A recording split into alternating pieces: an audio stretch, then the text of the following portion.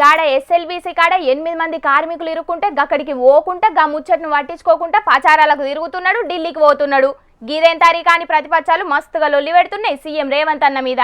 గా లొల్లి ఇంకా నడుతుండగానే కిషన్ రెడ్డి సారుకు బంగారు గండపెండరం గదేనుల్లా బంగారు కంకణం దొడుగుతా అన్నాడు సీఎం రేవంత్ అన్న.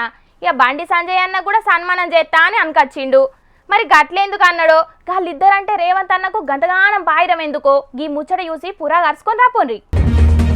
ఢిల్లీ పోయిన సీఎం రేవంత్ అన్న ప్రధాని మోదీ సార్తోని కూసున్నాడు. మెట్రో విస్తరించుడు, మూసిని మంచిగా చేసుడు, రీజనల్ రింగ్ రోడ్డు ఇట్లా కొన్ని ముచ్చట్ల మీద ప్రధాని మోదీ సార్తోటి మాట్లాడిండట సీఎం రేవంత్ అన్న. మా బాధ్యతగా మేము ప్రధానికి చెప్పినాం. ఇక వాటికి పర్మిషన్లు తీసుకురావాల్సిన పని కేంద్ర మంత్రులు కిషన్ రెడ్డి, బండి సంజయ్లదే అని అనుకొచ్చిండు సీఎం రేవంత్ అన్న. గాళ్ళు గనుక గా పని చేస్తే పెద్ద బహిరంగ సభ పెట్టి సన్మానం కూడా చేస్తాడట.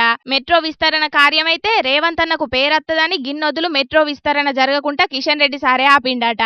అట్లనే ఎస్ఎల్బీసీ ప్రమాదం కూడా కార్పాటోళ్ళు చేయబట్టే అయిందట. వాళ్ళ హయంలో పనులాపేసి పక్కకు పడేసిండ్రు కాబట్టి ఇప్పుడు గిట్లయిందని అనుకొచ్చిండు సీఎం రేవంత్ అన్న. తెలంగాణలో షేయిపార్టీ సర్కార్ వచ్చి 14 నెలలు దాటింది. అయినా కూడా గిప్పటికి ఏడపోయినా సభ ఏదైనా కారు పార్టీ మీద కారెడ్డాలు ఆడుతూనే ఉన్నాడు సీఎం రేవంత్ అన్న. మైకుల ముంగట కూడా గవ్వే ముచ్చట్లు. కారు పార్టీల కంటే ఎక్కువ కారు పార్టీ గురించి రేవంత్ అన్నే ఆలోచన ఎత్తున్నట్టుగా అనొత్తున్నది. ఇక మరి చూడాలే ప్రధాని మోదీ సార్ తాను పెట్టిన పనులకు పర్మిషన్లు ఎప్పుడు వస్తాయో, ఎన్నడు పనులు షురువైతాయో.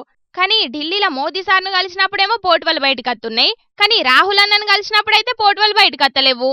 మరి గిదే మ్యాజిక్కో షేయి పాటోళ్ళే చెప్పాలేగా అని అనబట్టిండ్రు గీ ముచ్చట ఎరకైన కారు పాటోళ్ళు.